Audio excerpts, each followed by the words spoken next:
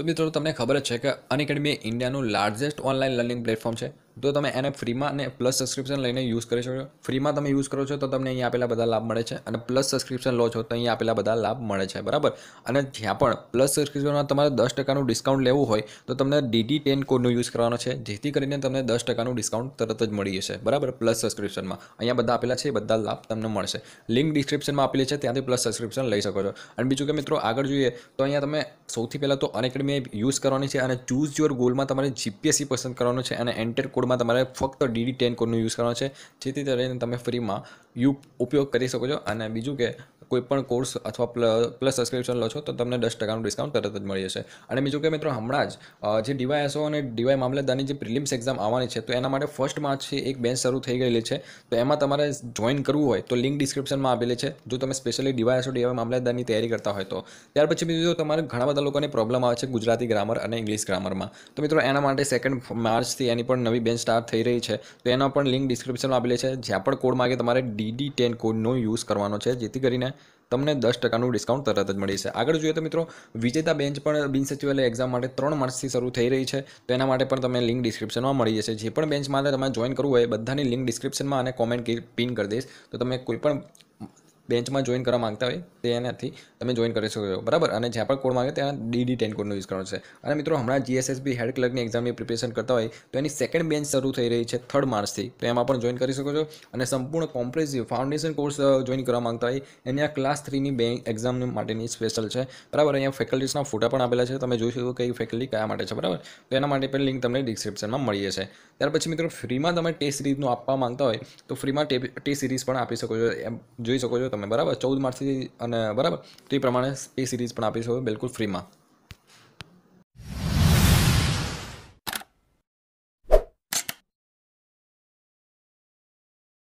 Hello everyone, मेरा नाम है शिवी और आज हम डिस्कस करने वाले हैं एनवायरनमेंट एंड इकोलॉजी के इंपॉर्टेंट टॉपिक्स के बारे में कि कौन सा टॉपिक है जो हमारे एग्ज़ाम के लिए इंपॉर्टेंट है, जीपीएससी के क्लास 1 क्लास 2 एग्ज़ाम के लिए, और आगे आने वाले जो भी आपके एग्ज़ाम है जीपीएससी से रिलेटेड या किसी भी स्टेट पीसीएस से रिलेटेड, वो एग्ज़ाम में कौन कौन से टॉपिक्स होते हैं एनवायरनमेंट के जो इंपॉर्टेंट होते हैं, जिसके ऊपर क्वेश्चन बनते हैं, ठीक है। अब एनवायरनमेंट एंड इकोलॉजी पे किस टाइप के क्वेश्चन आते हैं उसका वीडियो मैंने ऑलरेडी आपको बनाया हुआ है, प्रीवियस ईयर के क्वेश्चन आप वहाँ से देख सकते हैं, उससे आपको आइडिया आ जाएगा कि किस टाइप के क्वेश्चन आते हैं, ठीक है। अभी हम यहाँ पर डिस्कस करते हैं इंपॉर्टेंट टॉपिक्स। तो एनवायरनमेंट आपको पढ़ना है, पहले तो शंकर आईएएस की जो बुक आती है वहाँ से आप एनवायरनमेंट को कवर कर सकते हैं। दूसरा, आपको जो एनवायरनमेंट कवर करना है वो कहाँ से करना है, करंट अफेयर से, कि करंट में कौन कौन सी न्यूज़ चल रही है, करंट एग्रीमेंट कौन से हुए, उन सब के बारे में आपको डिस्कस करना है, ठीक है। चलिए स्टार्ट करते हैं कि हमको एनवायरनमेंट एंड इकोलॉजी कहाँ से पढ़नी है। पहले तो शंकर आईएएस की जो इंपॉर्टेंट टॉपिक्स है उनको पढ़ना है, ठीक है। अब इंपॉर्टेंट टॉपिक्स कौन कौन से होते हैं, जैसे एनवायरनमेंट क्या होता है, इकोलॉजी क्या होता है, उससे रिलेटेड क्या क्या इश्यूज़ चल रहे हैं एनवायरनमेंट से रिलेटेड, जैसे ग्लोबल वार्मिंग चल रहा है तो उसका क्या इशू है, वो सब आपको अच्छे से पढ़ना है। फिर ग्लोबल वार्मिंग को रोकने के लिए या क्लाइमेट चेंज को रोकने के लिए क्या क्या लीगल एस्पेक्ट्स बनाए गए हैं, कौन कौन सी ट्रीटीज़ हो रही हैं एनवायरनमेंट को बचाने के लिए नेशनल लेवल पे, इंटरनेशनल लेवल पे, ये सारा आपको एनवायरनमेंट में पढ़ना है, पहला टॉपिक। दूसरा टॉपिक आपको क्या पढ़ना है, बायोडाइवर्सिटी के बारे में। बायोडाइवर्सिटी क्या होता है, कौन से एरिया होता है जहाँ बायोडाइवर्सिटी ज़्यादा पाई जाती है, ठीक है। जैसे हमको पता है कि ट्रॉपिक ऑफ कैंसर से ट्रॉपिक ऑफ कैप्रिकॉर्न के बीच में जो हीट सरप्लस वाला रीजन होता है वहाँ पे बायोडाइवर्सिटी ज़्यादा पाई जाती है। जैसे जैसे हम पोल वाली साइड जाते हैं वहाँ बायोडाइवर्सिटी कम हो जाती है। तो ये बायोडाइवर्सिटी के बारे, इनका इंपॉर्टेंस क्या है हमारी लाइफ में, इनके क्या कंसर्न्स है। जैसे बायोडाइवर्सिटी में एक सबसे इंपॉर्टेंट टॉपिक है जो आपसे इस साल पूछा जाएगा, वो है रामसर साइट, ठीक है। रामसर साइट्स के बारे में आपसे पूछा जा सकता है। रामसर साइट्स जो होती हैं वो वेटलैंड्स को कंजर्व कराने के लिए बनाई जाती है। रामसर जो है वो ईरान की सिटी है, ठीक है। तो इसमें अभी 2020 में 15 साइट्स ऐड की गई हैं, तो टोटल जो 42 नई साइट्स हो गई हैं। तो रामसर साइट्स में अभी जो रिसेंटली ऐड की गई थी वो शोकर साइट है जो लद्दाख की है। तो ये पूरी जो रामसर साइट्स है उसको आप अच्छे से डिटेल में पढ़ लीजिएगा कि कहाँ मतलब कौन कौन सी साइट्स नई ऐड की गई है, कौन कौन सी स्टेट में कितनी साइट्स आती हैं, मैक्सिमम नंबर ऑफ साइट्स किस स्टेट के पास है, तो यूपी के पास है। सबसे पहली जो रामसर साइट थी वो कौन सी थी, तो चिलिका लेक और केवलादेव नेशनल पार्क जो है वो राजस्थान की, वो हमारी रामसर साइट है। तो वेटलैंड्स क्या होते हैं, उसकी इंपॉर्टेंट साइट क्या है, इसके बारे में आपको डिटेल में पढ़ना है रामसर साइट्स में, ठीक है। और इसके लिए फिर ये आपको पढ़ना है। उसके बाद आपको पढ़ना है इंपॉर्टेंट टाइगर रिजर्व, ठीक है, टाइगर रिजर्व और नेशनल पार्क। या हम इसको बोलते हैं मैन एंड बायोस्फीयर रिजर्व, मैब, ठीक है। ये आपको पढ़ना है, जिसमें अलग अलग वाइल्ड लाइफ सेंचुरीज आपको पढ़नी है, ठीक है। Forest and wild life sanctuary कौन कौन सी हैं, टाइगर रिजर्व कौन कौन से हैं, ठीक है, ये सब के बारे में पढ़ना है। फिर यूनेस्को की वर्ल्ड हेरिटेज साइट कौन सी हैं। इंडिया में अभी अभी यूनेस्को की 2 वर्ल्ड हेरिटेज सिटी को इंक्लूड किया गया है, ग्वालियर और ओरछा। लास्ट ईयर जयपुर को ऐड किया गया था और इसके पहले अहमदाबाद सिटी है। तो कौन कौन सी सिटीज़ ऐड की गई हैं, कौन सी कंट्री के पास सबसे ज़्यादा वर्ल्ड हेरिटेज साइट है, इसके बारे में आपको अच्छे से पढ़ना है, डिटेल में पढ़ना है, ठीक है। तो ये जो करंट में न्यूज़ चल रही थी इसके बारे में तो आपको अच्छे से पढ़ना ही पढ़ना है। नेक्स्ट जो इम्पोर्टेंट टॉपिक आता है वो है क्लाइमेट चेंज के बारे में, ठीक है। क्या क्या क्लाइमेट चेंज हो रहा है, उसके ग्रीन हाउस गैस कौन सी ज़्यादा एमिशन हो रही है, इसको रोकने के लिए कौन कौन से प्रोटोकॉल्स है, जैसे मॉन्ट्रियल प्रोटोकॉल क्या है, मॉन्ट्रियल अकॉर्ड और मॉन्ट्रियल प्रोटोकॉल में क्या डिफरेंस है, कि गाली एग्रीमेंट क्या है, ये जो अलग अलग प्रोटोकॉल्स हैं, क्योटो प्रोटोकॉल किसके ऊपर है, ये सारे आपको अच्छे से पढ़ना है कि कौन कौन से इंटरनेशनल इनिशिएटिव्स है, कौन कौन से प्रोटोकॉल्स हैं, क्या क्या पॉलिसीज़ चल रही है और इंडिया की क्या कमिटमेंट्स है उसके लिए, ठीक है, क्लाइमेट चेंज में।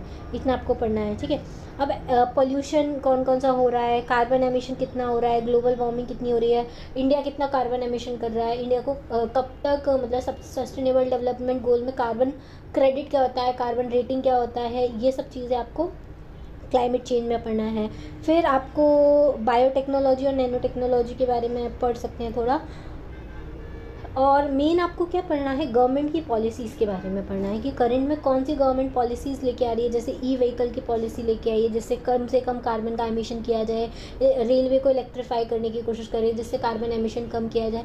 तो कैसे कार्बन का जो एमिशन हो रहा है उसको एब्जॉर्ब किया जा सकता है या कम किया जा सकता है, उसमें गवर्नमेंट के क्या क्या इनिशिएटिव्स हैं उसके बारे में आपको अच्छे से डिटेल में पढ़ना है। तो इससे क्या होगा, आपका एनवायरनमेंट एंड इकोलॉजी वाला जो सिस्टम है वो पूरा हो जाएगा। अब एनवायरनमेंट और इकोलॉजी में और क्या इंपॉर्टेंट है, यूएन के जो फ्रेमवर्क्स हैं, जैसे कॉम्बैट डेजर्टिफिकेशन हुआ, क्लाइमेट चेंज हुआ, ठीक है, पेरिस क्लाइमेट एग्रीमेंट क्या है, इन सब के बारे में आपको अच्छे से डिटेल में पढ़ के जाना है। यूएन जो होता है वो कौन सा डिकेड सेलिब्रेट करता है, हर साल अलग अलग डिकेड सेलिब्रेट करता है। जैसे 2021 से 2031 को कौन सा डिकेड के रूप में मनाएगा। जैसे अभी हेल्थ वाला डिकेड चल रहा है क्योंकि हमको जैसे सबको पता है कोविड की वजह से, तो ऐसे अलग अलग डिकेड्स में आए हैं। यूएन के एक डिकेड है जिसमें बायोडाइवर्सिटी के ऊपर है, एक डिकेड है जो पूरा हेल्थ के लिए डेडिकेटेड है, एक डिकेड है जो पूरा वाटर के लिए डेडिकेटेड है। तो ये सारे जो यूएन के डिकेड्स है वो आपको अच्छे से डिटेल में पढ़ना है, ठीक है। तो इससे क्या होगा, आपको इस टाइप के क्वेश्चंस एग्जाम में आते रहते हैं, तो ये क्वेश्चंस आपके छूटने नहीं चाहिए क्योंकि एनवायरनमेंट एंड इकोलॉजी जो होता है ना वो सबसे सिंपल सब्जेक्ट होता है। और इसके लिए आप क्या फॉलो कर सकते हो, क्लास 12 की जो लास्ट के 5 चैप्टर हैं बायो के, वहाँ से आपने अगर एनवायरनमेंट पढ़ लिया तो आपको उतना सफिशिएंट है, अगर आपने शंकर आईएएस नहीं पढ़ा तो। अदरवाइज शंकर आईएएस तो है ही बेस्ट बुक है एनवायरनमेंट एंड इकोलॉजी के लिए। और मेन आपको फॉलो करना है 12 मंथ्स का करंट अफेयर, जब आपका एग्जाम है उसके जस्ट पहले के 12 मंथ्स को आपको एनवायरनमेंट एंड इकोलॉजी से रिलेटेड जो भी करंट न्यूज़ है उसको फॉलो करना है। इतना क्लियर है, ठीक है। चलिए आज के लिए इतना ही। एनवायरनमेंट एंड इकोलॉजी में आपको ये सारी चीज़ें पढ़ना है। एक बार मैं वापस से रिवाइज कर देती हूँ क्या क्या पढ़ना है। पहले तो एनवायरनमेंट क्या होता है, उसके रिलेटेड क्या इश्यूज़ हैं, उनके क्या लीगल एस्पेक्ट हैं। दूसरा ट्रीटीज़ एंड पढ़ना है कि कैसे एनवायरनमेंट के प्रोटेक्शन के लिए नेशनल और इंटरनेशनल ट्रीटीज़ बनाई गई हैं। तीसरा आपको बायोडाइवर्सिटी के बारे में पढ़ना है कि हमारे यहाँ पे बायोडाइवर्सिटी का क्या इंपॉर्टेंस है, क्या कंसर्न है। टाइगर सेंसस के बारे में एक आपको पढ़ना है, इस साल 2018 में उसका डेटा रिकॉर्ड हुआ था वो सब कुछ। फिर क्लाइमेट चेंज के बारे में पढ़ना है कि क्लाइमेट चेंज का क्या क्या इफेक्ट हो रहा है। जैसे अभी रिसेंटली ग्लेशियर बस्ट हुआ उत्तराखंड में, तो वो भी क्लाइमेट चेंज से कनेक्टेड है, ठीक है। क्या क्या इंटरनेशनल इनिशिएटिव्स होते हैं जो क्लाइमेट चेंज से रिलेटेड है, जैसे क्योटो प्रोटोकॉल हो गया, मॉन्ट्रियल प्रोटोकॉल हो गया, किगाली एग्रीमेंट हो गया, ये सारी जो चीज़ें हैं वो इंटरनेशनल इनिशिएटिव्स क्या क्या हैं। फिर इंडिया का क्या क्या कमिटमेंट है उन सब में। फिर फॉरेस्ट एंड वाइल्ड लाइफ के लिए नेशनल पार्क और टाइगर रिजर्व को आपको देखना है। लेक्स के बारे में आप अच्छे से पढ़िएगा कि कौन सी इंपॉर्टेंट लेक्स कहाँ कहाँ पर सिचुएटेड है, ठीक है। और हमारा क्या नेशनल एक्शन प्लान है क्लाइमेट चेंज के ऊपर, डिज़ास्टर मैनेजमेंट के ऊपर, वो सब हम लोगों को डिटेल में पढ़ना है। और मोस्ट इंपॉर्टेंट जो आपको फॉलो करना है वो गवर्नमेंट के क्या क्या इनिशिएटिव है ग्रीन एनर्जी के लिए, रिन्यूएबल एनर्जी के लिए, एनवायरनमेंट के प्रोटेक्शन के लिए। तो ये सारा आपको डिटेल में डिस्कस करना है, ठीक है। एक और न्यूज़ मैं आपको देना चाहूँगी कि अगर आपको तमिलनाडु हिस्ट्री की समरी फॉलो करनी है या पॉलिटिकल रिविजन अगर आपको करना है तो मेरा चैनल है शिवी सिंघल नाम से, जिसका लिंक आपको डिस्क्रिप्शन बॉक्स में मिल जाएगा, या फिर आप शिवी सिंघल सर्च कर सकते हैं यूट्यूब पर, आपको मिल जाएगा, आप वहाँ से फॉलो कर सकते हैं। ठीक है, thank you, thanks for watching.